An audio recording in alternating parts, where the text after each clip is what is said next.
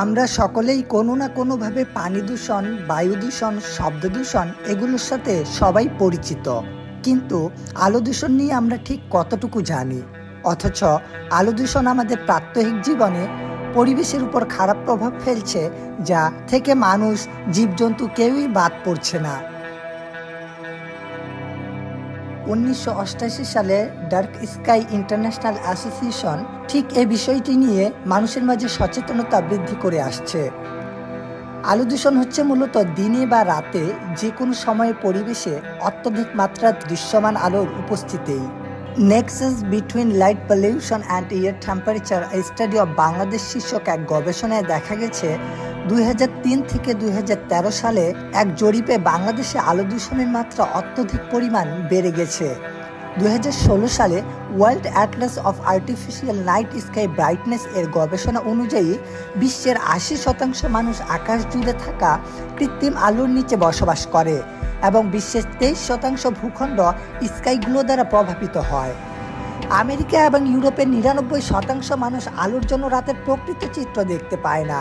অথচ Thomas Alva Edison এর আবিষ্কৃত বৈদ্যুতিক বাতি পৃথিবীর আধুনিকায়নে অবিচ্ছেদ্য অংশ হলেও তার অপব্যবহার পরিবেশ ও জীববৈচিত্র্যের উপর বিরূপ প্রভাব ফেলছে। রাত হলে এখন জোনাকির আনাগোনা, চাঁদ ও বিশাল আকাশে তারকারাজির মেলা দেখা যায় না। প্রকৃতি তার স্বাভাবিকত্ব হারাচ্ছে এবং দিনে দিনে অনিয়ন্ত্রিত জীবন ব্যবস্থায় অভ্যস্ত হয়ে যাচ্ছে মানব জাতি। বাংলাদেশে আলো দূষণের পরিমাণ সবচেয়ে বেশি রাজধানী ঢাকায়। আলো দূষণের অন্যতম উৎস হচ্ছে বিলবোর্ড।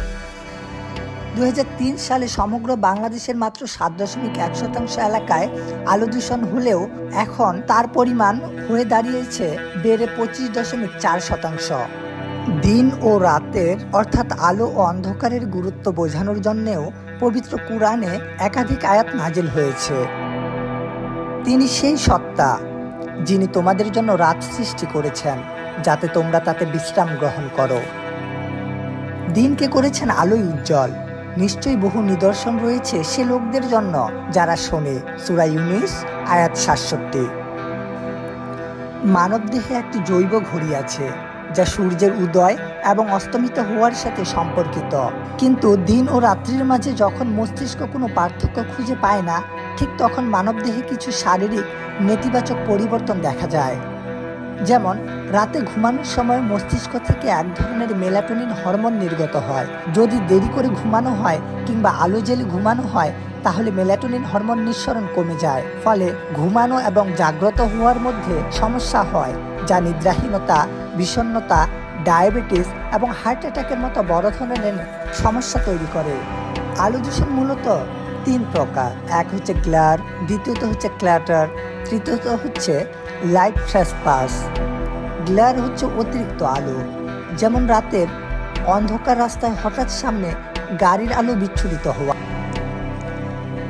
দ্বিতীয়ত হচ্ছে ক্ল্যাটার, বিভিন্ন জায়গা থেকে নির্গত হওয়া আলো, যেমন মার্কেট বা বড় কোনো শহরের আলো একই সাথে বিভিন্ন বিলবোর্ড থেকে বিচ্ছুরণ।